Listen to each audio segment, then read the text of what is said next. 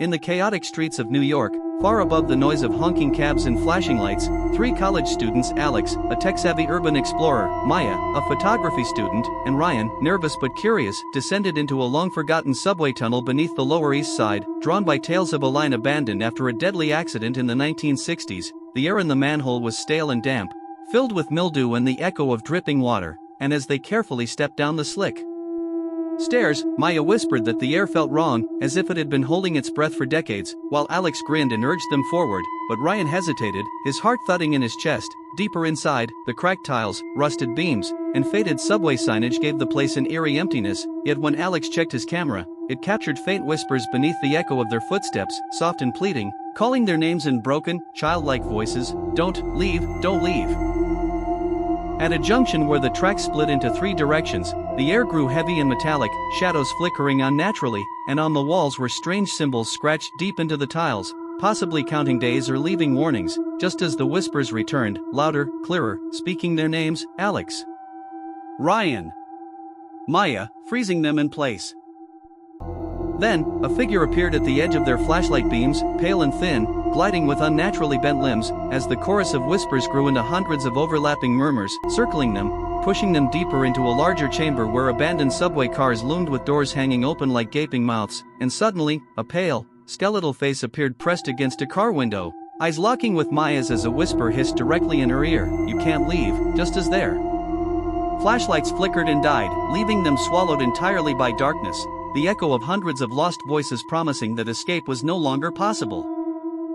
When the darkness swallowed them, Alex, Maya, and Ryan stumbled blindly through the abandoned subway chamber, the air thick with dust and the metallic tang of rust, every heartbeat echoing unnaturally against the walls, while the whispers now surged into a cacophony of pleading voices, calling their names and mocking their fear. Their flashlights dead, their cameras useless, they felt the walls shift and breathe around them, shadows stretching like living fingers that reached to touch their skin, and as they huddled together, a cold, wet sensation ran along their ankles, then knees, as if the tunnel itself was swallowing them inch by inch.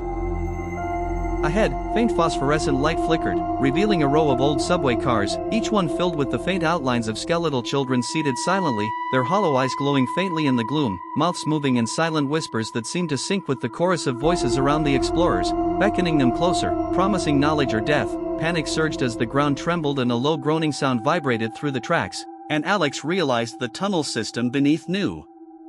York was far larger than maps suggested, a labyrinth of hidden chambers where the dead had been trapped for decades, growing restless and angry, waiting for the living to join them. Ryan screamed as one skeletal hand reached through a broken window to grab him. Maya dropped her camera, which miraculously flickered to life for a single second, capturing the blurred image of dozens of shadowed faces pressed against the walls, all staring directly at them, and a whisper hissed inside Alex's mind, "You will stay with us forever," forcing him to stumble backward into a narrow passageway that twisted impossibly, looping back on itself as if the tunnel had rewritten itself. There, voices echoed against the tiled walls as they tried to call for help, but only the chorus of children's cries and laughter answered, a mixture of joy and malice that churned their stomachs, and as they ran, walls seemed to close in, water rising from cracks in the floor, carrying with it the scent of decay and rust. Finally, they reached a junction where an old maintenance store loomed, covered in symbols like the ones Maya had photographed earlier.